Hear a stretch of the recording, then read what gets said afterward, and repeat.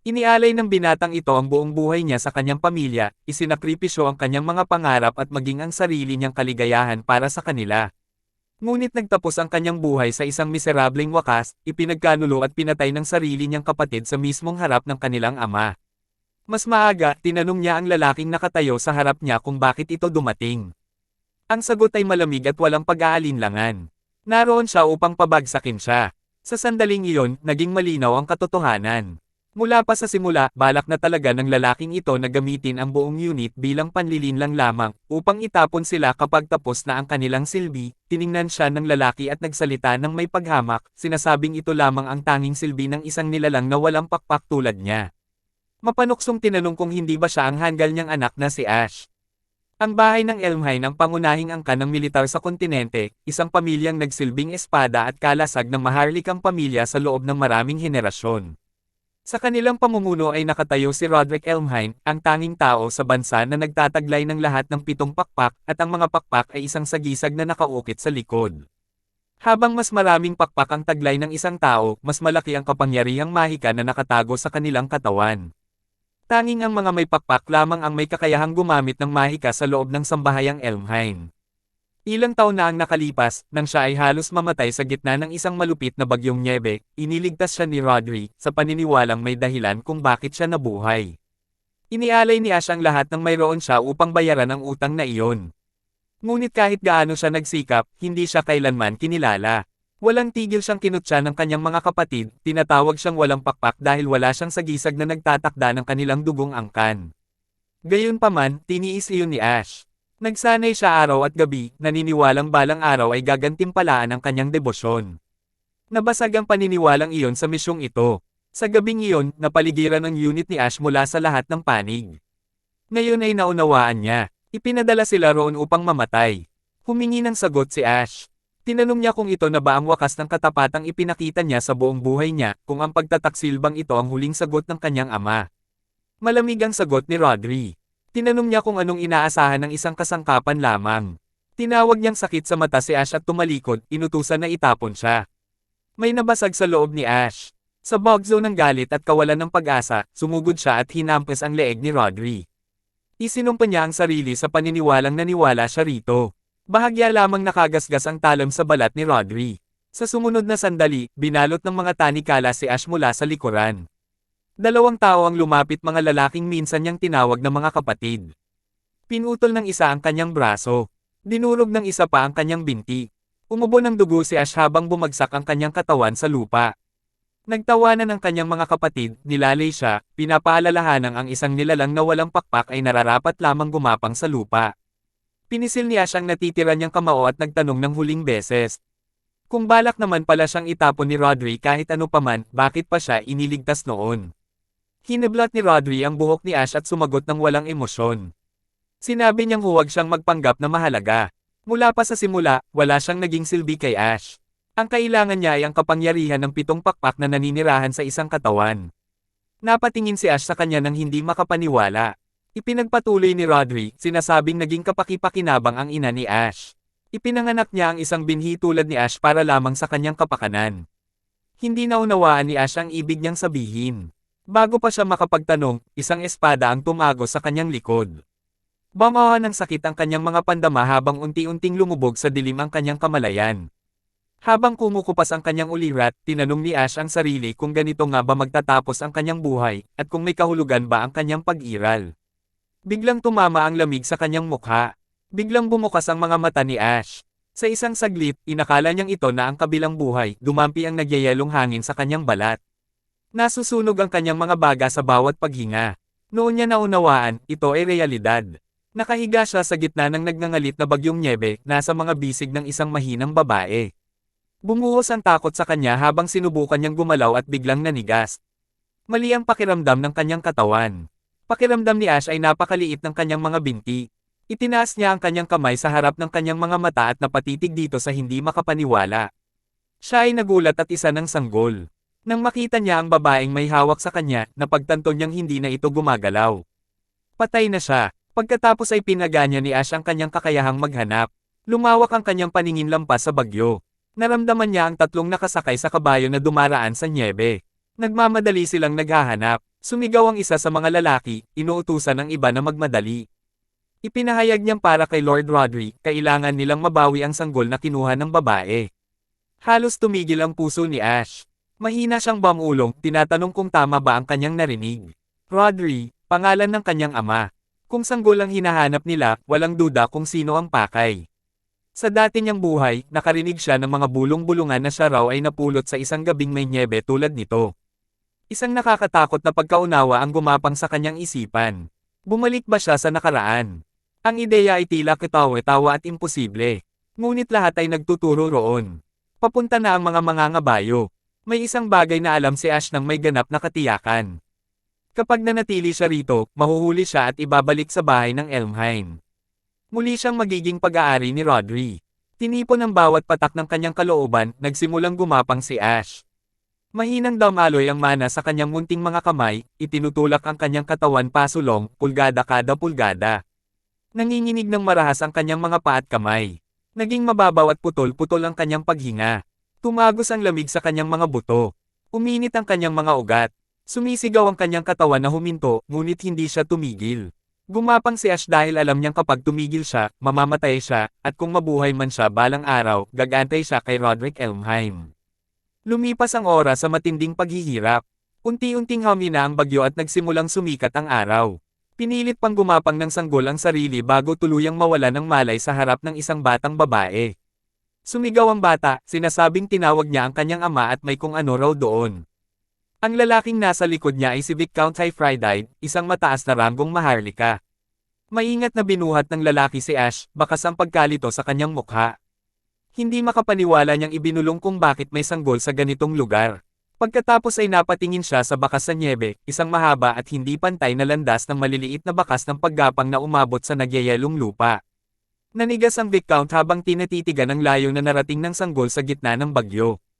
Pabulong niyang tinanong kung anong uri ng bata ang makaliligtas sa ganito, at kung sino talaga ang sanggol na ito. Makalipas ang ilang sandali, lumutang si Ash sa loob ng isang kakaibang panaginip. Isang sanggol na may pulang buhok ang lumitaw sa harap niya, papalapit na may inosenteng mukha. Bago pa makagalaw si Ash, bigla nitong kinurot ang kanyang ilong. Nagising si Ash ng biglaan. Ang una niyang nakita ay kaguluhan. 5 munting batang babae ang nakapalibot sa kanya, nagliliwanag ang mga mukha sa kasabikan habang sabay-sabay silang umaabot. Maliliit na kamay ang humahawak sa kanyang manggas, pati sa kanyang mga binti, bawat isa'y sinusubukang agawin siya upang maglaro. Wala siyang ideya kung ano ang nangyayari o kung bakit biglang naging ganito ang kanyang buhay. Nang muntik na siyang lumunin ng kaguluhan, pumasok ang babaeng may puting buhok mula kanina, malinaw na ang pinakamatanda. May mahigpit na ekspresyon, binuhat niya si Ash at inilayo sa kanyang mga kapatid, pinagsasabihan sila na sumobra na sila. Ngunit nakawala si Ash. Sa sandaling dumampi ang kanyang mga paa sa sahig, nagsimula siyang gumapang. Sa likuran niya, masiglang tumawag ang maliit na pulang buhok na batang babae. Sa susunod na sandali, hinabol siya ng 5 bata. Natarante si Ash. Hindi niya alam kung bakit bigla silang humahabol o kung bakit sumisigaw ang kanyang instinct ng panganib. Nang hindi nag-iisip, ramaga sa ang mana sa kanyang munting katawan. Kuminang ng ginto ang kanyang mga mata. Isang pagsabog ng mahika ang sumabog mula sa kanyang likod. Sa isang kisap mata, umangat si Ash mula sa lupa. Lumilipad siya. Hindi niya nauunawaan ang kanyang ginagawa. Wala siyang kontrol. Walang magawa ang kanyang katawan habang umiikot siya paitaas patungo sa kisame. Bago pa mangyari ang sakuna, isang malakas na pares ng bisig ang sumalo sa kanya sa ere. Hindi makapaniwalang ibinulong ng lalaki na ang bata ay nahulog mula sa langit at nagsabing tunay ng kakaiba si Ash. Habang nakatitig si Ash sa kanya, tumama ang pagkilala. Ang lalaking ito ay ang Viscount. Si Hyfryd Elmhine. Ang nakatatandang kapatid ni Rodri Elmhine. Nanginig ang kaluluwa ni Ash sa pagkaunawa. Si Hyfryd Elmhine, pinuno ng pamilya ng Viscount, isang sangay ng bahay ng Elmhine. Sa nakaraan, si Hyfryd at si Rodri ay kilala bilang dalawang Holiging nagpoprotekta sa maharlikang pamilya. Malinaw na naalala ni Ash na ang Viscount na ito at ang buong sambahayan niya ay namatay sa isang hinaharap na digmaang sibil. Iyon lamang ay sapat na patunay. Tunay ngang bumalik si Ash sa nakaraan. Buntong hininga siyang panloob, may halong pait na aliw sa kapalaran. Tinangka niyang tumakas sa dukol na bahay para lamang matagpuan ng isa pang sangay ng parehong dugo. Hindi naglaon, napunta si Ash sa mga bisig ng asawa ng Viscount. Marahan siyang nagsalita, sinasabing nagwala ang mahika ng sanggol at naging dahilan upang ito'y lumipad. Inamin niyang mula pa sa simula ay alam na niyang hindi karaniwang bata ito. Nang makita ang kanyang kaibig-ibig na mukha, marahan siyang ngumiti. Pagkatapos ay binigyan niya ito ng isang banayad na halik, ibinulong na marahil ay nakakatakot iyon, ngunit ligtas na siya ngayon. Nanigas si Ash, hindi pa siya kailanman nakaranas ng ganitong init. Sa gilid, tahimik na pinagmamasdan sila ni Viscount. Makalipas ang ilang sandali, nagsalita siya ng may katiyakan, sinasabing ang bata ay nagtataglay ng hindi masukat na kapangyarihan. Maingat niyang itinaas ang damit ni Ash, ipinakita ang marka na patunay nito. Sa salamin, napasinghap ang asawa ng Viscount. Malinaw na nakaukit sa likod ni Ash ang tanda ng 7 pakpak. Kumawala ang laman ng isip ni Ash. Pagkatapos ay bumaha ang mga alaala. Umalangaw-ngaw sa kanyang ulo ang tinig ng kanyang ama.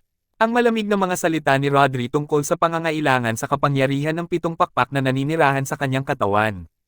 Sa wakas, naging malinaw ang lahat. Noong gabing iyon na may nyebe, ang tinatawag na pagliligtas ay iniligtas siya ni Rodri sa iisang dahilan lamang upang agawin ang 7 pakpak para sa kanyang sarili. Nag-alab sa galit si Ash. Hinubad ng kanyang ama ang mga pakpak mula sa kanyang katawan, saka naglakas loob pang tawagin siyang walang pakpak. Naging seryoso ang mukha ng babae nang tanungin ang Viscount kung ano ang dapat nilang gawin sa batang ito. Sa kanyang mga bisig, natarante si Ash. Mapanganib ang sitwasyong ito. Hindi niya maaaring hayaang mapunta muli ang kanyang kapangyarihan sa mga kamay ng bahay ng Elmhine. Kailangan niya ang 7 pakpak para mabuhay at para sa paghihiganti. Pagkatapos ay nagsalita ang Viscount. Maingat niyang idineklara na aampanan niya ang bata bilang kanyang anak. Nanlamig ang silid. Nakatitig si Ash sa kanya nang hindi makapaniwala. Dahan-dahang iniunat ni Viscount ang kanyang kamay at marahang hinimas ang buhok ng sanggol. Sinabi niyang ang bata ay isa pa lamang sisiw na hindi pa kayang lumipad. Nangako siyang aalagaan siya hanggang sa araw na kayanan niyang mabuhay sa sarili niyang lakas. Nawala ng salita si Ash. Hindi pa siya kailanman nakaranas ng ganitong kabutihan. Biglang may malakas na pagbagsak na umalangaw-ngaw malapit sa pinto. Ang maliliit na batang babae na nakikinig palihim ay gamulong papasok sa silid. Kalmadong tinanong ng Viscount kung sila ba'y nakikinig. Agad humingi ng paumanhin ang panganay, ipinaliwanag na nag-aalala lamang sila para sa sanggol. Lumapit ang ikalawang anak na babae at tinanong ang kanyang ina kung ano ang magiging pangalan ng sanggol. Saglit na huminto ang babae, saka marahang ngumiti. Binuhat ang bata, idineklara niyang ang pangalan nito ay Aster, ang pangalan ng isang bagong bituin na isinilang sa kanilang sambahayan. 10 taon nang lumipas sa isang kisap mata. Lumipat ang eksena sa Maringel na mansyon, ang lugar ng taunang pagtitipon ng sayaw ng espada. Maayos na huminto ang isang karwahe sa harap ng mga tarangkahan, at unang bumaba si Viscount Hifrid Elmhine. Agad, siyang sinalubong ng isa sa mga gwardya na may magalang na pagyuko, ilang sandali pa, lumabas mula sa karwahe ang isang binata, siya si Aster, hindi na sanggol, siya ay lumaki bilang isang mat. Siya si Alphan, ang parehong pulang buhok na sanggol noon, ngayon ay kanyang nakababatang kapatid na babae. Magkatabing pumasok ang magkapatid sa isang malawak at maliwanag na ballroom. Dumalo sila sa pagtitipon ng sayaw ng espada, isang taunang sosyal na pagtitipon na idinaraos ng isang dukal na sambahayan sa ilalim ng Elmhine, lalo na para sa mga maharlikang marshal. Ito ay isang kaganapang layong palakasin ang ugnayan ng mga pamilyang maharlika. Sa katotohanan, isa itong entablado. Ipinapakita ng bawat sambahayan ang kanilang pinaka-promising na mga batang eskrimador, tahimik na naglalaban para sa prestihiyo, impluwensya, at pagkilala. Habang naglalakad sina Aster at Alphan, nagsimulang kumalat ang mga bulong-bulungan. May mga bumubulong na ang bahay ng Viscount ng Elmhine ay walang tunay na tagapagmana. May mga nangungutya na dahil hindi sila makapagluwal ng isa, umampun sila ng isang walang halaga, isang batang hindi alam kung saan nagmula. Sa mga mapanlibak na titig, malakas nilang tinatanong kung hanggang kailan pahihintulutang dungisan ng pamilyang iyon ang pangalan ng Elmhine. Napunta ang mga mata kay Aster. Kaya siya pala iyon. Pinisil ni Alphen ang kanyang mga kamao at lumapit, binabalaan siya na huwag magpayanig sa mga masasamang komento, sinabi niya na hinding-hindi sila maaaring magpakita ng anumang kahinaan rito. May napansin si Aster na hindi niya mismo namamalayan. Nanginginig ang kanyang mga kamay. Sa sandaling iyon, mahinahong nagsalita si Lord Hifrid, sinasabing ang reaksyong iyon ay sumasalamin sa kasalukuyang kalagayan ng bahay ng Viscount. Huminto sila sa harap ng napakalalaking tarangkahan, at humarap siya kay Aster, sinabing nais niyang makita ito ng malinaw ng kanyang anak. Tinanong niya kung nadidismaya ba si Aster sa kanilang sitwasyon. Ngumiti si Aster at sumagot na ang ganitong antas ng lamig ay akmang-akma sa kanya. Napatawa si Heifrid, halatang nasiyahan, at sinabing nakaaaliw marinig iyon. Habang nakatayo sila sa harap ng matayog na kastilyo, bumalik sa alaala ni Aster ang kanyang nakaraang buhay noong siya ay naging kahihiyan ng bahay ng Elmhine. Ang una niyang paglitaw sa mataas na lipunan noon ay ang pinakamasamang posibleng pagbalik. Ang lugar na ito ay puno ng mapapait na alaala. Ngunit ngayon ay iba na ang lahat. Taglay niya ang 7 pakpak sa loob ng kanyang katawan, hindi na siya ang dating siya. Tumulim ang tingin ni Aster sa tahimik na determinasyon. Sa pagkakataong ito, babaguhin niya ang kanyang kapalaran. Nagsimulang maglakad ang pamilya patungo sa nakapangangilabot na pasukan ng kastilyo. Mula sa isang mataas na bintana, 2 binata ang nakamasid sa kanilang pagdating na may hayagang paghamak. Sila ang parehong mga kapatid na nagpahirap sa kanya sa dati niyang buhay. Napansin sila ni Aster. Hindi nagbago ang kanyang ekspresyon. Sa matatag na hakbang, nagpatuloy ang 3 panig patungo sa maringal na pasukan, bawat isa'y may sariling layunin. Sa kanyang isipan, gumawa si Aster ng isang tahimik na panata. Sa pagkakataong ito, gagawa siya ng isang nakasisilaw na pagbabalik sa mataas na lipunan. Sa loob, sa gitna ng pangunahing bulwagan, nakatayo ang isang arena kung saan 2 batang eskrimador ang naglalaban ng mabangis. Ipinaliwanag ng pagsasalaysay na ito ay isang panahong pinamumunuan ng mga kabalyero. Ang isang tunay na kabalyero ay nangangailangan ng kapangyarihan at kagandahang asal. Ang kapangyarihan ay pinatutunayan sa pamamagitan ng husay sa espada. Ang kagandahang asal ay sinusukat sa reputasyon at kasikatan. Kumalansing ang bakal laban sa bakal habang lalong tumitindi ang tunggalian. Parehong ipinapakita ng 2 kabataan ang pino at bihasang mga galaw sa eskrima. Nang maghanda silang magbanggaan muli, may biglang nagbago. Isang kumikislap na sagisag ng pakpak ang biglang lumitaw sa pulsuhan ng isang mandirigma. Sa isang iglap, nilupig niya ang kanyang kalaban, malinis na hiniwa ang espada nito at tinapos ang laban ng walang pag-aalinlangan. Sumabog ang palakpakan at hiyawan ng mga tao. Ang sukdulang sagisag ng kapangyarihan at kagandahang asal ay nagpakita ng sarili, ang sagisag ng pakpak. Mula sa balkonahe sa itaas, pabulong na sinabi ni Alphen na napakabigat ng atmosfera. Sinabi niya ngayon ay nauunawaan na niya kung bakit tumanggi ang kaibigan ng kanyang kapatid at si Flare na dumalo. Sa tabi niya, tahimik na nakatitig si Aster sa arena. Bumalik ang mga alaala ng kanyang nakaraang buhay, isang tawa, kahihiyan, at ang sandaling siya ay natalo at pinagtawanan sa isang duelo. Naging malayo ang kanyang tingin. Napansin iyon ni Alphen at tinawag ang kanyang pangalan, tinatanong kung kinakabahan ba siya sa kanyang unang pagtitipon ng sayaw ng espada. Ngumiti si Aster at sumagot na hindi siya kinakabahan. Sa loob-loob niya, mas malapit ang pakiramdam sa nostalgia. Nalito si Alphen, hindi maunawaan ang kanyang mga salita. Ipinaalam ng kanilang ama, si Viscount Hyride Elmhine, na aalis siya para sa isang pagpupulong at inatasan si Aster na alagaan si Alphen. Malakas siyang nagprotesta, sinasabing mas may kakayahan siya kaysa sa kanya, habang kalmadong tinawag siya ni Aster na padalos-dalos. Inilagay ng Viscount ang kamay sa balikat ng kanyang anak, ngumiti, at pinayuhang makipagkilala sa iba, pinaalalahan ng maraming maharlikang kaedad niya ang naroon. Pagkatapos ay lumapit siya at pabulong na nagbabala, huwag mong ipaalam kaninuman ang tungkol sa 7 pakpak. Pagkaalis ng kanyang ama, pinag-isipan ni Aster ang payo. Napansin niya ang mga mapanuring at may pagkapuot na mga tingin ng ibang batang maharlika mula sa malayo, at nagtaka kung paano siya makikipagkaibigan kung malinaw na kinamumuhian siya ng lahat. Gayunpaman, taglay ang determinadong ekspresyon, nagpasya siyang sundin ang sinabi ng kanyang ama. Nang tanungin siya ni Alphen kung saan siya pupunta, may kumpiyansang sumagot si Aster na pupunta siya upang makipagkaibigan.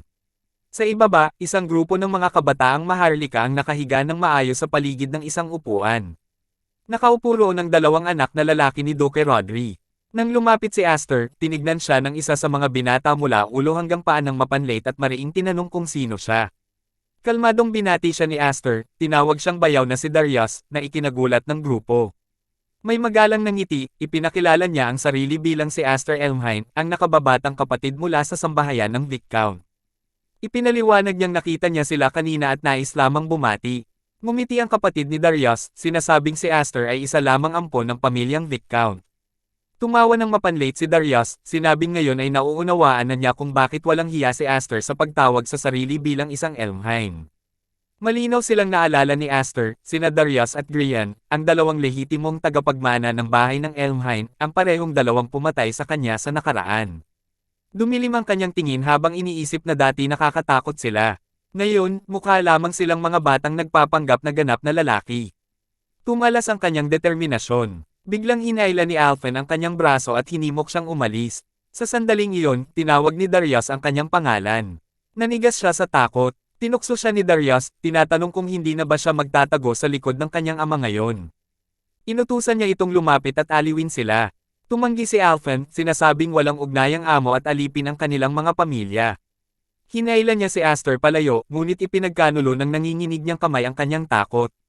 Nagpatuloy si Darius sa pang-iinsulto, nilalay si Viscount Hyride Elmhine, inaakusahan siyang bigong ipagtanggol ang hari at tinutokso kung paano pinutol ng sarili niyang nakababatang kapatid ang kanyang braso bilang parusa. Napasigaw si Alphen, hinihiling na bawiin niya ang sinabi. Bilang sagot, idinure ni Darius ang kanyang inumin diretso sa mukha niya, pinahiya siya sa harap ng lahat. Ngumi siya, sinasabing tiyak na nadidismaya ang kanyang ama sa pagkakaroon ng isang walang silbing anak na babae, isang hindi karapat-dapat magmana kahit ng isang baog na lupain. Tinukso niya ang kanyang kasuotan, sinasabing magbihis siya ng maayos sa susunod kung ayaw niyang mabasa, at nagmungkahing magsuot na lang siya ng basahan. Napahagulhol si Alphen sa iyak. Sa likuran nila, naramdaman ni Aster ang pag-alo ng kanyang damdamin. Akala niya hindi siya magagalit sa muling pagkakita sa kanila. Nagkamali siya. Sa isang mabilis na galaw, inagaw ni Aster ang isang bote ng alak mula sa isa sa mga kasama ni Darius. Napasinghap si Alphen habang inilagay ni Aster ang isang nakaaaliw na kamay sa kanyang balikat, tumawa si Darius hanggang sa ihagis ni Aster ang bote patungo sa kanya. Madali niya itong nasalo. Sa parehong sandali, kumislap ang espada ni Aster at hiniwa ang bote sa gitna ng ere. Tumalsik ang alak sa mukha ni Darius. Tumahimik ang bulwagan. Kalmadong dinilaan ni Aster ang alak na natira sa kanyang talam. Matapos tikman, casual niyang sinabi na katas lang pala ng ubas iyon, at may bahagyang ngiti niyang idinagdag na bagay iyon sa isang pinalayaw na munting maharlika tulad ni Darius. Biglang sumingit ang isang alaala mula 3 taon na ang nakalipas. Isang gintong liwanag ang marahas na sumabog mula sa katawan ni Aster. Ang aura ay nakakatakot na siksik, maningning, at hindi matatag. Sumigaw ang Viscount Elmhine, inuutusan siyang pigilan ang sarili. Mariin niyang tinanong kung balak ba niyang patayin ang kanyang mga kapatid na babae. Isang kapatid ang nakahandusay na walang malay sa lupa. Ang iba ay nanigas sa takot, hindi makalapit habang nagwawala ang gintong itim na enerhiya. Inutusan ng Viscount si Aster na magpigil.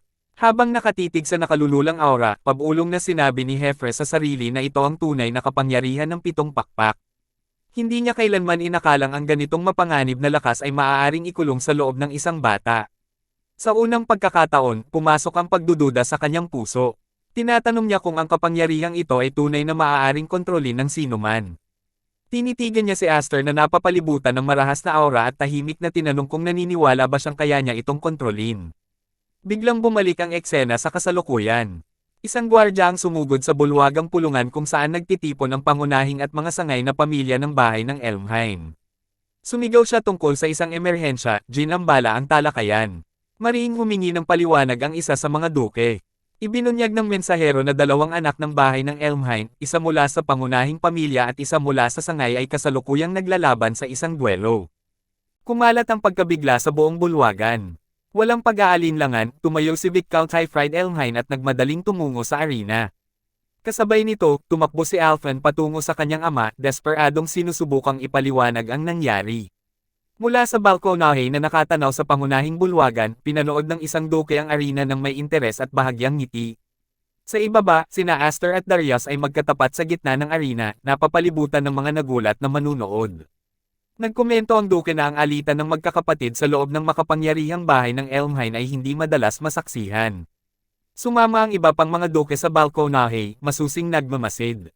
Hinaplos ng isang Balbason na duke ang kanyang baba at sinabi na depende sa magiging wakas ng duwelong ito, maaaring maging magulo ang pagtitipon ng sayaw ng espada. Sa arena, inaktiba ni Darius ang kanyang sagisag ng pakpak. Ramagasa ang kapangyarihan sa paligid niya habang siya'y ngumiti. Tinawag niyang tanga si Aster sa paglalakas loob na hamanin ng isang duke heir. Tinukso niya si Aster bilang isang lamang na isinilang sa ligaw, isang taong hindi man lang nauunawaan ang pagkakaiba ng kapangyarihan. Ibinunyag ni Darius ang kanyang sagisag ng 4 na pakpak, hinayaang magningning ang liwanag nito para makita ng lahat. Sumabog sa hiyawan ang mga nakababatang maharlika, binubulong na likas lamang na ang isang duke heir ay nasa ganap na ibang antas.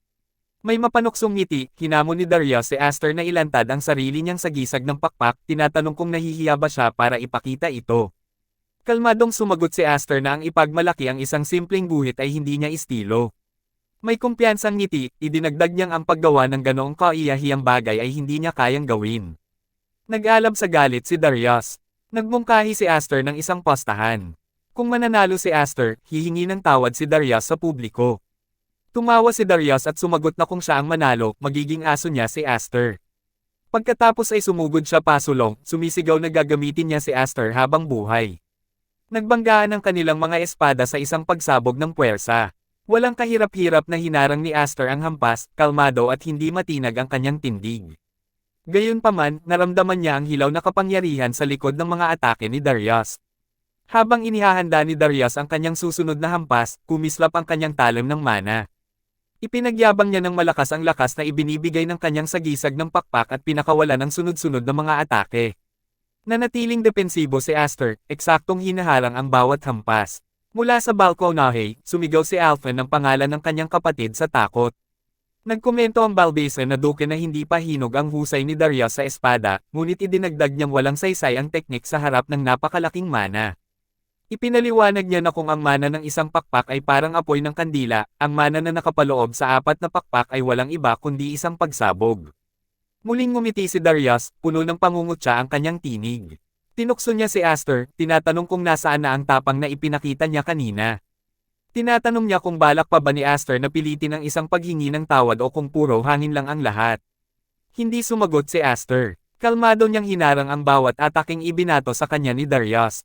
Nawala ng pasensya si Darius at tumalon ng mataas sa ere, ibinuhos ang mana sa parehong espada habang inihahanda ang kanyang pangwakas na hampas. Mula sa balkonahe, ibinulong ng isang duke na tapos na ang laban. Pagkatapos ay umatake si Darius.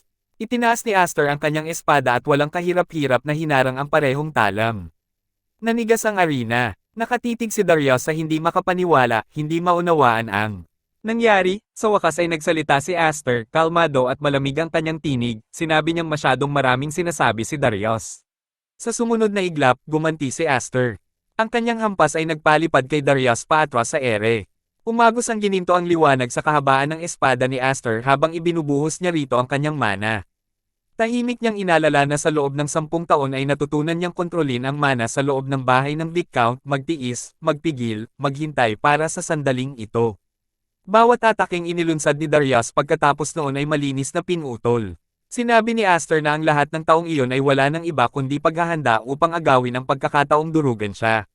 Sa napakalakas na puwersa, patuloy na umatras si Darius. Tinawid niya ang dalawang espada upang hamarang, ngunit ang banggaan ay nagpaluhod sa kanya. Hindi makapaniwala ang sariling kapatid ni Darius. Ang ideya na si Darius, ang ipinagmamalaki ng pangunahing pamilya, ay napipilitang umatras ng ganito kalubha ay hindi maisip. Pabulong na sinabi ni Darius sa hindi makapaniwala na mayroon siyang 4 na pakpak. Walang sinabi si Aster. Ibinuhos lamang niya ang mas maraming mana sa kanyang espada. Isang matinis na pagkalagot ang umalangaw sa arena. Isang bitik ang kumalat sa talim ni Darius. Hindi makapaniwala ang mga maharlikang nanonood. Ang duelo ay naging ganap na isang panig. Kumalat ang mga bulungan sa karamihan. May halimaw pa rin ang bahay ng Elmheim. Nagsimulang kumalat ang itim at gintong aura mula sa katawan ni Aster, nagbabaluktot na tila isang bagyo. Sa balkonahe, mahigpit na kinuyam ni Viscount Heathred ang kanyang kamao, na pagtatantong nagiging mapanganib na ito. Lubos nang nalupig si Darius. Sa isipan ni Aster, bumalik ang mga alaala, ang mapanuksong tawa ni Darius sa kanyang nakaraang buhay, ang talim na pumatay sa kanya, ang kahihiyan, ang sakit. Umugong ang kapangyarihan ng 7 pakpak. Humakbang si Aster pasulong, handang tapusin ito. Mula sa balkonahe, sumigaw ang kanyang ama na huminto siya, hinihimok ang pagpipigil. Huminto si Aster sa huling posibleng sandali. Bumagsak ang kanyang huling hampas. Ang parehong espada ni Darius ay nabasag ng malinis sa dalawa at bumagsak sa lupa. Nilamon ng katahimikan ang arena. Bumagsak si Darius, nanigas sa takot, nakatitig sa talim ni Aster na nakabaon sa lupa, ilang pulgada lamang mula sa kanyang singit. Nanginginig ng hindi mapigilan ang kanyang mga binti habang nawawala ang lahat ng kanyang dignidad. Tumingin pababa si Aster at malamig na nagsalita. Sinabi niyang sa susunod, dapat magbihis ng maayos si Darius dahil kung magbubuhos siya ng alak sa iba, dapat handa rin siyang mabasa. Pagkatapos ay tumalikod si Aster. Tahimik niyang ibinulong sa sarili na hindi na siya si Ash na walang pakpak. Ang pagkaunawang iyon lamang ay sapat na sa ngayon. Mula sa balkonahe, sinalubong ng kanyang kapatid ang kanyang tingin at binigyan siya ng isang mapagmalaki at kontentong ngiti. Sinuklian niyo ni Aster ng maliwanag na ngiti. Bigla, naramdaman ni Aster ang isang nakakatakot na aura na sumabog mula sa likuran niya, nagmumula sa hagdanan. May isang taong naglalabas ng aura sa dalisay na galit. Agad na umikot si Aster, at ang kanyang nakita ay walang iba kundi ang dati niyang ama, si Rodri Elmhine, ang pinuno ng pangunahing pamilya. Naging tensyonado ang buong bulwagan. Maging si Aster ay nakaramdam ng bigat na dumagan sa kanya. Nang tuluyang bawiin ni Rodri ang kanyang aura, kumalat ang mga bulungan. Walang makapaniwala. Ang bunsong anak ng isang pamilyang Viscount ay natalo ang ikatlong anak ng pangunahing pamilya. Hindi na ito isang maliit na insidente. Alam ng lahat na hindi mananahimak ang pangunahing pamilya matapos ang ganitong kahihiyan. Humakbang si Rodri pasulong. Nanatiling kalmado si Aster, matatag ang tindig, handa na sa darating. Nagliwanag ang mukha ni Darius sa baluktot na tuwa. Pabagsak siyang tumayo at kumapit sa balabal ng kanyang ama, tumatawang malupit habang nagsasalita, tinatawag si Aster na bastardo na naglakas loob suwiin ang pangunahing pamilya. Sa kabila ng pagiging maruming kalahating dugo lamang, nakiusap siya sa kanyang ama na gamitin ang kapangyarihan nito at durugan siya. Hindi man lang tumingin si Rodri kay Aster. Sa halip, naging yelo ang kanyang tingin habang tinatitigan si Darius. Walang babala, itinarak ni Rodri ang kaluban ng kanyang espada diretso sa kamay ng sarili niyang anak. Isang nakakakilabot na pagkatakot ang umalangaw-ngaw habang bumagsak ang palad ni Darius sa sahig, humiga siya sa matinding sakit. Sumabog ang pagkabigla sa buong bulwagan. Nanigas si Grian, hindi makapaniwala sa kanyang nasaksihan. Kalmado ngunit walang awa ang tinig ni Rodri. Tinanong niya kung bakit ang isang pauunan sa duelo ay tumatawa ng walang hiya matapos hilahin pababa ang pangalan ng pamilya sa putik. Itinaas niya ang espada at ipinahayag na ang isang hindi kayang maghayganti para sa sarili ay walang karapatang humawak ng talam. Mula sa balkonahe, naunawaan ni Viscount Hifrid Elmhine ang layunin ng kanyang kapatid at sumigaw na huminto siya, ngunit binalot ng ganap na katahimikan ang silid. Humakbang pasulong si Aster, tumayo ng tuwiran sa daraanan ng espada ni Rodri. Tinanong ni Rodri kung ano ang iniisip niya sa ginagawa niya.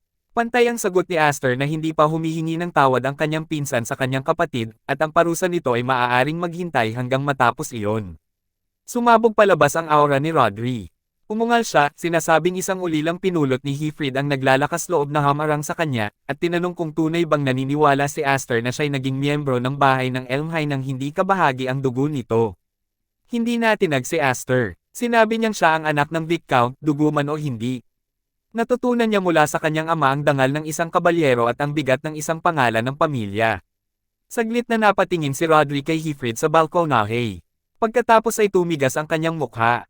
Ipinahayag niyang bilang kasapi ng pamilyang Viscount, nagdala si Aster ng walang saysay na kahihiyan sa dangal ng pangunahing sambahayan. Tinawag niya ang prestihiyo ng pangalang Elmhine, ang haligi ng 12,000 kabalyero at ang espada ng hari, at sinabing ang ganitong pagkakasala ay hindi maaaring ituring na simpleng away bata. Masusing nanood ang mga duke ng mga sangay na pamilya, sabik makita ang magiging kahihinatnan. Nagpatuloy si Rodri, pinaalalahanan si Aster na minsan ay isinakripisyo ng kanyang ama ang isang braso bilang kabayaran sa kawalang katapatan. Hiniling niyang malaman kung ano ang handang ialok ni Aster bilang kapalit. Sumagot si Aster ng walang pag-aatubili. Hindi ito isang away magkapatid. Isa itong lehitimong duelo. Sinagot lamang niya ang insulto gamit ang kanyang espada. Inulit niya ang sariling mga salita ni Rodri, ang mga hindi kayang maghayganti para sa sarili ay walang karapatang humawak ng talam. At malamig niyang ipinahayag na wala siyang balak mawalan kahit isang daliri. Sa balkonahe, mariing kinagat ni Alphen ang kanyang ngipin, pinakikinggan ang bawat salitang sinasabi ng kanyang kapatid. Nakatitig sa gulat ang Baldesan na duke. Tumawa ng malakas ang duke na may asul na buhok, hindi makapaniwalang ang nakatayo laban kay Rodri Elmhine ay isang 10 taong gulang lamang. Matagal na tinitigan ni Rodri si Aster sa katahimikan. Pagkatapos, dahan-dahan niyang isinuksok pabalik ang espada sa kaluban, ipinahayag niyang dapat kunin ni Aster ang kanyang posisyon, hindi naunawaan ni Aster ang ibig niyang sabihin, ngunit sumunod siya. Sa sumunod na iglap, kumislap ang isang talam. Napalipad si Aster. Bumagsak ang kanyang katawan sa malayong pader sa labas ng arena na may nakakabinging dagandong. Nabiyak ang bato sa ilalim ng tama. Napasigaw si Alphen. Mula sa balkonahe, sumigaw si Viscount Heathread sa galit at tumalon pababa, nakabunot ang espada habang sumugod kay Rodri. Walang kahirap-hirap na hinarang ni Rodri ang hampas, pinigilan ang atake ni Heathread nang hindi man lang gumagalaw ang kanyang mga paa. Iniwan ni Heathread ang sagupaan at nagmadaling tumakbo patungo kay Aster, tinatawag ang pangalan ng kanyang anak sa matinding pag-aalala. Ang kanyang nakita ay nagpatigil ng kanyang hininga. Nakatayo si Aster. Wasak ang kanyang espada. Duguan ang kanyang katawan, ngunit matatag ang kanyang tindig. Hindi man lang nagbago ang kanyang ekspresyon. Muling tumingin si Rodri sa kanya. Pagkatapos ay tumalikod siya nang walang isa pang salita. Tahimik na sumunod si Darius sa likuran niya. Bahagyang nayanig si Aster habang inaayos ang sarili. Agad siyang inabutan ni Heathread at inalalayan ang kanyang katawan. Kalmadong nagsalita si Aster, sinasabing tinupad niya ang kanyang salita, ang kanyang pangako at ang lahat. Tahimik na sumagot si Heathread na nakita niya iyon. Sinabi niyang naging kahanga-hanga siya. Habang umaakyat si Rodri sa balkonahe, nagkomento ang Balbason na duke na ang ginawa ni Rodri ay medyo pambata. Gayunpaman, inamin niyang ang pagpayag na umalis ang bata ng walang hamon ay magpapahiya ng lubusan sa pangunahing pamilya. Idinagdag niya na ang tumayo sa harap mismo ni Rodri Elmhine, maghayag ng ganoong katapang na pahayag, at mabuhay ay hindi maliit na bagay. Ang batang iyon, aniya, ay isang sumisikat na bituin. Ngumiti ang duke at sinabing para kay Aster, iyon ang pinakamahusay na posibleng pagbabalik sa mataas na lipunan. Huminga ng malalim ang mabigat ang pangangatawang duke at sinabing natakot siya sa bata. Sandali niyang inakala na maaaring mahati sa dalawa ang bahay ng Elmhine. Napatingin si Rodri sa kanyang kapatid at nagsalita. Sinabi niyang darating ang isang panahon ng kaguluhan, isang bagyong sapat na marahas upang punitin ang mundo sa dalawa o maging tatlong bahagi. Nagbago ang eksena patungo sa lugar ng pagsasanay ng bahay ng Viscount ng Elmhine. Ilang kabalyero ang nagbabantay habang nagaganap ang isang sesyon ng pagsasanay. Dalawa sa kanila ang nagsasanay gamit ang mga kahoy na espada. May magaan na ngiti, pinuri ng isang kabalyero ang pagganap ng kanyang Panginoon, tinawag itong napakahusay. Ang kanyang pinupuri ay si Aster. Nagbulang-bulungan ang mga kabalyero sa paligid, sinasabing nakakatakot ang husay ni Aster sa espada para sa isang kasing edad niya. Napansin nilang mas lalo pang tumindi ang kanyang pagsasanay mula nang maganap ang pagtitipon ng sayaw ng espada. May isang kabalyero ang nagpaalala kung paano tinalo ni Aster ang ikatlong anak ng bahay ng Elmhine at hindi maitago ng grupo ang kanilang kasiyahan. Matagal nang minamaliit ng pangunahing pamilya ang bahay ng Viscount at ang makita ang isa sa kanila na tumayo laban dito ay labis na nakagagaan ng loob. Habang patuloy na tinatalo ni Aster ang bawat kalaban, lumihis ang kanyang isipan. Sa pagtitipon ng sayaw ng espada, naipakita na niya ang sapat na kapangyarihan at presensya upang patahimikin ang mga tumatawag sa kanyang pamilya bilang kahihiyan ng bahay ng Elmhine. Ngunit alam niyang ang tunay na balakid ay nasa unahan pa, ang pangunahing sambahayan ng Elmhine. Nais sana niyang masubok pa ang sarili laban sa mas maraming kalaban sa entabladong iyon. Kahit ngayon, nauunawaan niyang sa kasalukuyan niyang antas ay wala siyang pagkakataong talunin si Rodri Elmhine. Para kay Aster, ang sagisag ng pakpak ay isang palatandaan lamang ng potensyal na mahika. Ang likas na mahika ay isang walang silbing kayamanan kung hindi ito ganap na mapanghahawakan. At kahit ngayon, hindi pa niya kayang ilabas ang buong kapangyarihan ng 7 pakpak. Kung hindi lamang niya kailangang matakot na mawala ng kontrol at magwala, tunay niyang masusubok ang hangganan ng kapangyarihang iyon. Sa huling palitan, tinalo ni Aster ang huling kabalyerong nakatayo. Ilang kabalyero ang nakahandusay sa lupa. Matalim at determinado ang tingin ni Aster habang kalmadong tinanong kung may nais pang humakbang pasulong. Bago pa may makasagot, isang pamilyar na tinig ang pumagitna. Lumitaw si Alphen, sinasabing muli na naman niyang pinipilit ang sarili. Tinanong niya kung alam pa ba nito kung ano ang pahinga at sinabi niyang ipinapatawag siya ng kanilang ama. Agad na sumang-ayon si Aster at sinabing pupuntahan niya ang kanilang ama. Habang naglalakad, napansin niya ang kasuotan ng kanyang kapatid at nagkomento tungkol dito. Lumingon si Alphen na nagtataka, hindi agad naunawaan ang ibig niyang sabihin. Ipinaliwanag ni Aster na bihira siyang makitang suot iyon dahil dati ay ayaw niya rito dahil hindi raw ito maganda. Sumagot siya na mahalaga ang balanse. Ang panonood kay Aster na magsanay ay nagpaunawa sa kanya na hindi rin siya maaaring manatiling ganoon magpakailanman. Nabigla si Aster sa kanyang mga salita, pansamantalang nawala ng masabi, lalo na nang itaas niya ang kanyang espada sa pagsasanay na may kumpiyansang ngiti. Sinabi niyang kapag bumalik siya, marami silang oras na gugugulin na magkasama. Ngumiti si Aster, tinanggap ang hamon at magalang na hiniling na maghinay-hinay siya sa kanya. Maya-maya, dumating si Aster sa tanggapan ng kanyang ama. Pagpasok niya, sinabi ni Viscount Heathread na umupo siya. Sumunod si Aster at umupo sa tapat ng kanyang ama na may seryosong ekspresyon. Sinabi ni Heathread na 10 taon na ang lumipas mula nang tanggapin nila si Aster sa pamilya. Inamin niyang minsan ay naisip niyang maghintay hanggang sa mas tumanda si Aster, ngunit napagpasyahan niyang panahon na upang isulong ang mga bagay. Naglagay siya ng isang maliit na kahon sa mesa. Sa loob nito ay may isang singsing. Ibinunyag ni Heathread na ang singsing ay patunay ng pagmamana, ang sagisag ng susunod na pinuno ng bahay ng Viscount. Pagkatapos ay ipinahayag niyang nais niyang si Aster ang maging kahalili niya. Nanigas si Aster sa gulat. Ipinaliwanag ni Heathread na napakasela ng kalagayan ng kanilang pamilya. Bilang sangay ng bahay ng Elmhine na pinagkatiwalaan ng lupain at pananagutan, marami silang kailangang pangalagaan. Ang upuan ng susunod na pinuno ay hindi maaaring manatiling bakante magpakailanman. Tinanong ni Aster kung alam ba ito ng kanyang mga kapatid na babae. Sumagot si Heathread na babalik ang kanyang mga nakatatandang kapatid mula sa akademya sa gabi sa loob ng 3 araw at balak niyang kausapin ang lahat ng sabay-sabay. Nagulat si Aster sa balita. Babalik na ang kanyang mga kapatid na sina Malfa at Kudo. Tapat niyang sinabi na hindi sila matutuwa, lalo na si Kudo. Kinamumuhian siya nito dahil siya ay lalaki at dahil taglay niya ang 7 pakpak. Tumayo si Aster at sinabi na hindi niya maaaring tanggapin ang posisyon. Naalala niya ang pagkakataong muntik niyang masaktan ang kanyang kapatid nang mawalan siya ng kontrol sa kanyang mahika. Inamin niyang kulang siya sa kumpiyansang harapin ang galit ng kanyang mga kapatid, lalo na ang hikayatin sila. Ngumiti ng banayad si Heathread. Sinabi niyang may mga sandaling nagdududa siya kung si Aster ay naging isang bata nga ba kailanman, pinulot niya ang isang kahon mula sa gilid, at ipinaliwanag na ang singsing na ipinakita niya kanina ay orihinal na inilaan bilang gantimpala para sa naging pagganap ni Aster sa Sword Dance Assembly. Pagkatapos ay inilapag niya ang kahon sa ibabaw ng mesa. Idinagdag pa niya na matapos niyang pag-isipan, tila mas ikatutuwa ni Aster ang kung ano ang nasa loob nito. Nang makita ni Aster ang laman, napigil ang kanyang paghinga. Sa loob ng kahon ay nakahimlay ang mahiwagang espada na si Graham. Ipinaliwanag ni Heathread na si Graham ay isang espadang lumalamon ng mahika, may kakayahang mag-regulate at kontrolin ang napakalakas na kapangyarihan ng 7 pakpak. Hindi nagtagal, silang dalawa ay nakatayo na sa kailaliman ng isang kagubatan. Sinabi ni Heathread na sapat na ang lugar na ito. Tinanong ni Aster kung bakit pa sila nagpunta ng ganoon kalayo.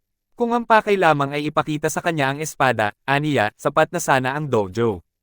Diretso ang sagot ng kanyang ama na hindi iyon magiging sapat. Dagdag pa niya, medyo tuyo ang tono, na may ugali si Aster na wasakin ang mga pader ng kastilyo tuwing nagwawala ang kanyang kapangyarihan. Pagkatapos ay formal na ipinakilala ni Heathread ang sandata. Si Graham ay isang demonyong espada, isang talon na nakatali sa apoy na ipinapamana lamang sa panganay na mga anak na lalaki ng House Elmhine. Matagal na itong ipinagkatiwala sa pangunahing pamilya, ngunit ipinakuha ito ni Heathread partikular para kay Aster. Binuksan niya ang takip ng espada. Ang nakita ni Aster ay nagpatulala sa kanya. Walang talam. Maingat na ipinaliwanag ni Heathread na si Graham ay isang potensyal na espada.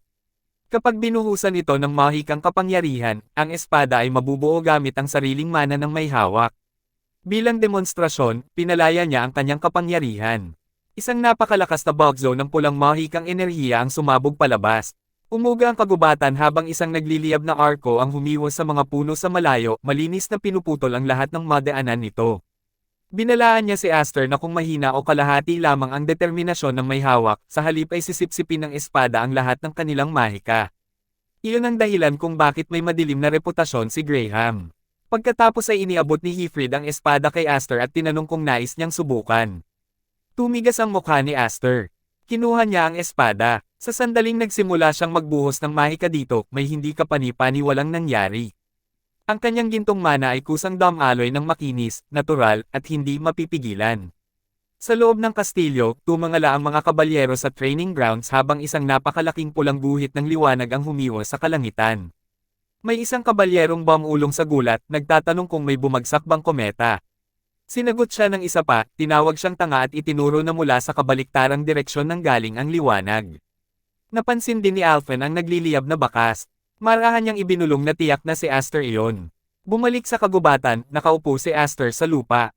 Isang banayad ng ngiti ang lumitaw sa kanyang mukha habang binubulong niyang ito ay isang hindi kapani-pani walang sandata. Si Heathread naman ay nakatitig pa rin sa langit. Marahan niyang sinabi na ang tunay na hindi kapanipaniwala ay si Aster mismo. Ipinagpatuloy niya na sa buong kasaysayan ng House Elmhine, kahit pasundan ang dugo sa hindi mabilang na salinlahi, wala pang iisang individual na nagtaglay ng sagisag ng 7 pakpak. At idineklara ni Heifrid na kung ganap na mapapanday ni Aster ang kapangyarihang iyon, balang araw ay malalampasan niya maging siya at si Roderick Elmhine sa kabila ng kanilang 6 na pakpak. Sumabit ng malalim kay Aster ang kaisipang lampasan ng pinuno ng pamilyang Elmhine. Naging seryoso ang tinig ng kanyang ama. Nagbabala siya na ang kapangyarihang ganoon kalaki ay hindi maiiwasang magsilang ng tunggalian. Kapag nalaman na si Aster ay may 7 pakpak, may maiinggit, may magtatampo, marami ang magbabalak na gamitin siya, at may ilan na magsisikap burahin siya bilang balakid. Iniunat ni Heifrid ang kanyang kamay. Sinabi niya kay Aster na upang hindi na niya muling pagsisihan ang sariling kawalan ng magawa, pagdating ng araw na iyon ay kailangan niya maging malakas. Mahigpit na hinawakan ni Aster ang kamay ng kanyang ama. Sa kanyang kalooban, nangako siyang hindi na muling mamumuhay ng miserableng buhay gaya ng dati. Malakas niyang pinasalamatan ang kanyang ama. Isinumpa niyang mapapanday niya ang 7 pakpak at ang mundong ito mismo. Makalipas ang 3 araw, tinanggap ng pamilyang Viscount ang pagbabalik ng kanilang nakatatandang mga anak na babae. Sa wakas ay nakauwi na sina Malfa at Kudo. Si Kudo ang unang humakbang pasulong, may maliwanag na ngiti habang iniunat ang mga bisig patungo sa kanyang mga nakababatang kapatid. Masigla niyang inanunsyo na oras na para sa reunion hug kasama ang minamahal nilang ate. Sa halip, parehong dumiretso ang mga bata at niyakap si Malfa. Natigilan si Kudo, kitang-kitang nabigla. Hiningi niyang malaman kung bakit hindi siya ang niyakap. Walang muwang na sumagot ang dalawang kapatid na dahil iyon sa laging ginugulo ni Ate Kudo ang kanilang buhok. Agad itong itinanggi ni Kudo, idineklarang ganap na niyang napag-aralan ang chivalry at hinding-hindi siya gagawa ng ganoong kabastusan. Noon niya napansin si Alphen na tahimik na nakatayo sa gilid. Walang babala, hinayla ni Kudo si Alphen sa isang mahigpit na yakap, pinuri siyang mabait na bata habang sabay na ginugulo at lubusang sinisira ang kanyang buhok. Hiningi niyang malaman kung bakit hindi siya ang unang nilapitan ni Alphen. Dinaglaon, tinanong ni Malfa ang kanilang mga magulang kung nasaan si Aster. Maikli nilang ipinaliwanag ang sitwasyon at binanggit ang kanyang pagsasanay. Si Kudo, na nakikinig ng mabuti, ay naging mausisa rin. Lumipat ang eksena sa kagubatan. Mag-isa si Aster, mahigpit na hawak ang hawakan ni Graham. Nakakuyom ang kanyang mga ngipin habang kumikislap ang gintong mana sa paligid ng hindi pa kumpletong talam. Binubulong niyang hindi pa rin sapat. Kaya na niyang buuhin ang espada gamit ang mahika, ngunit ang tanging nagagawa niya ay pigilan ang kapangyarihan nito. Kung ihahambing sa walang kahirap-hirap na pagpapakita ng kanyang ama, napakalaki ng agwat. Sa loob-loob niya, tinanong niya kung paano iyon nagawa ng kanyang ama ng ganoon kadali. May tinig na nagmula sa likuran. Sinabi ni Kudo na mukhang maliwanag. Nagulat na humarap si Aster at nagtanong kung nakabalik na si Ate Kudo.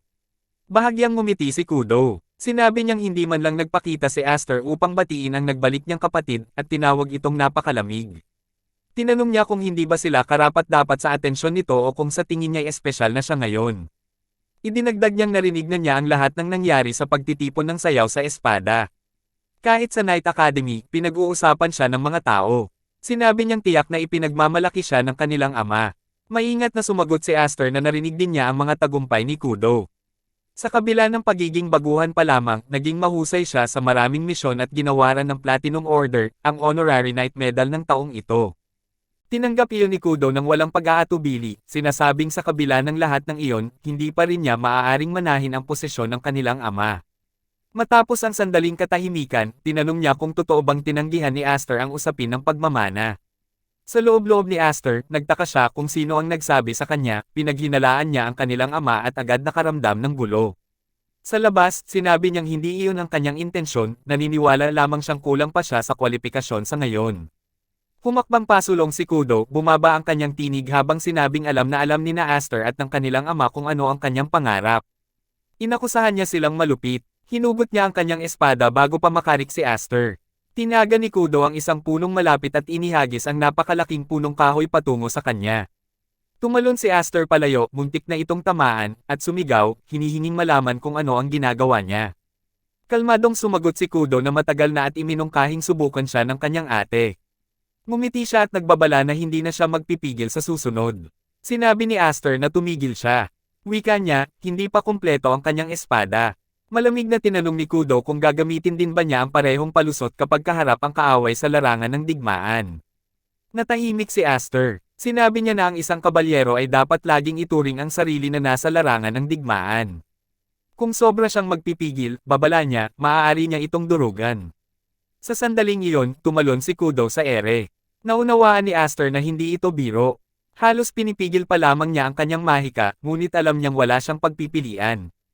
Ibinuhos niya ang kanyang mana kay Graham dahil may isang bagay siyang lubos na nauunawaan, kung hindi niya gagawin, tunay na tatangkain siyang patayin ni Ate Kudo.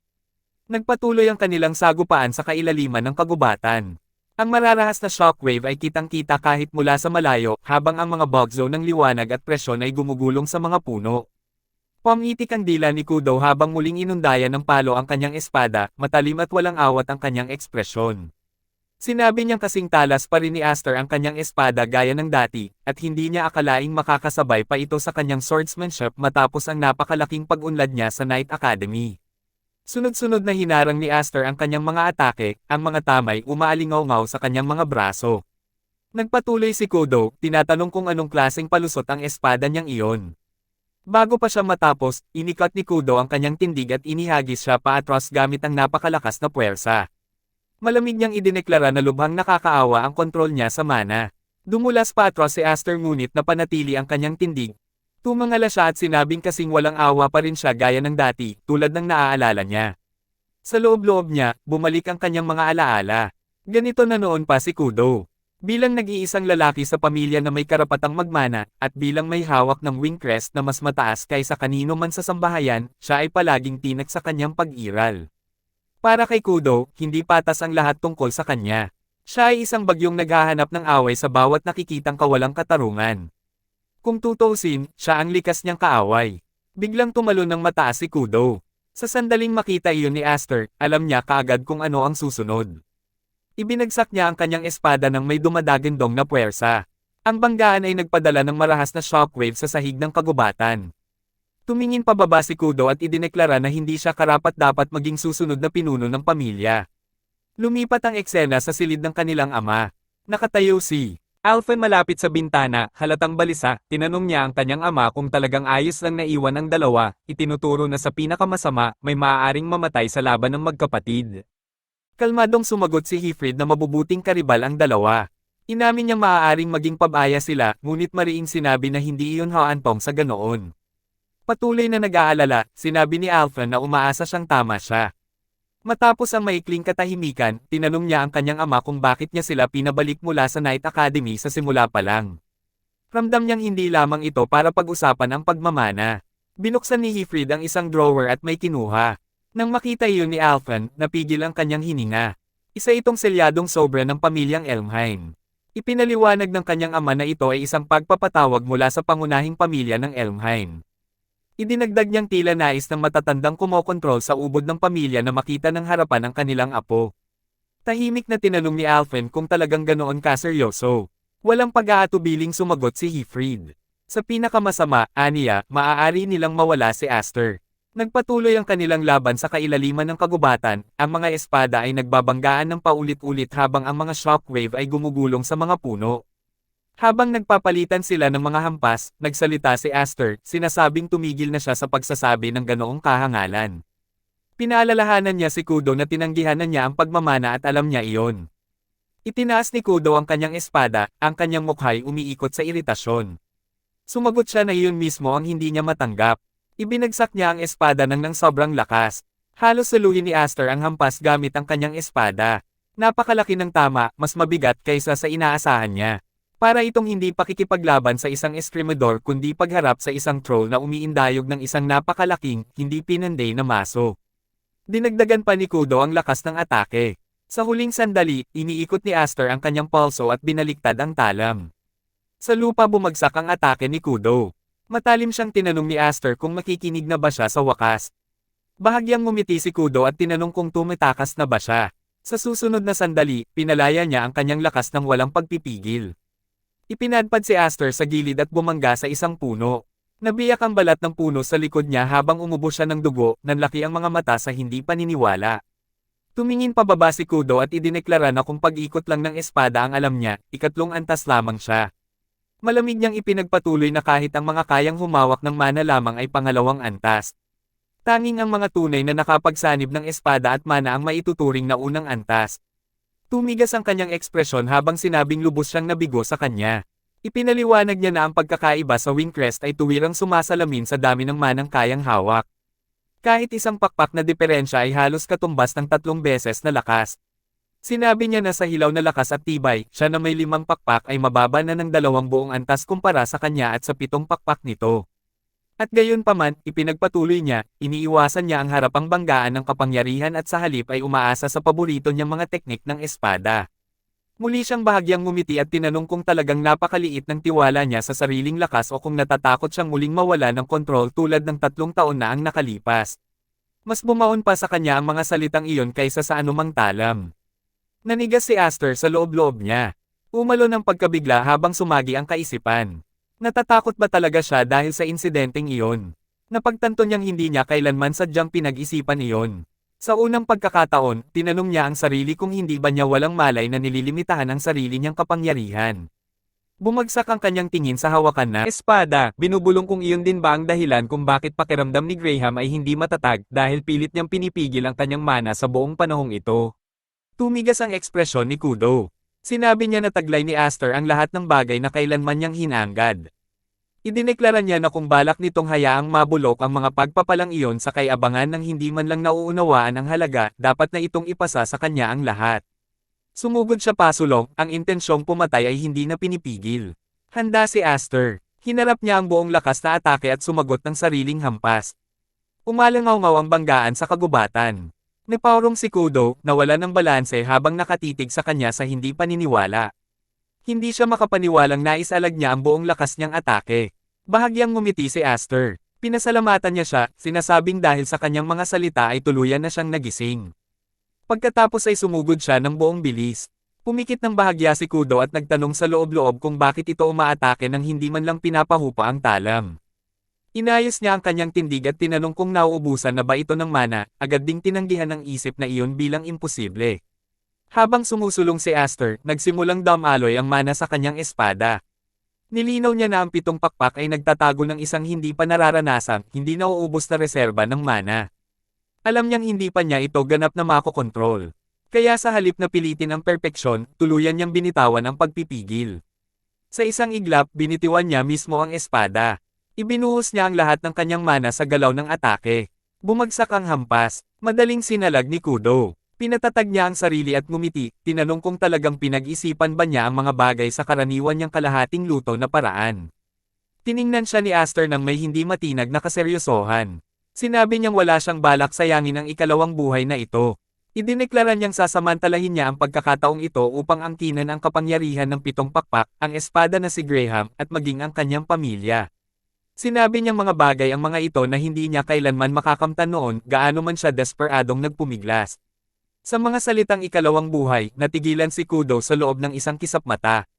Kumislap ang pagkabigla sa kanyang mukha. Sa sandaling iyon, isinara ni Aster ang distansya. Marahas na damaloy ang mana sa kanyang talam.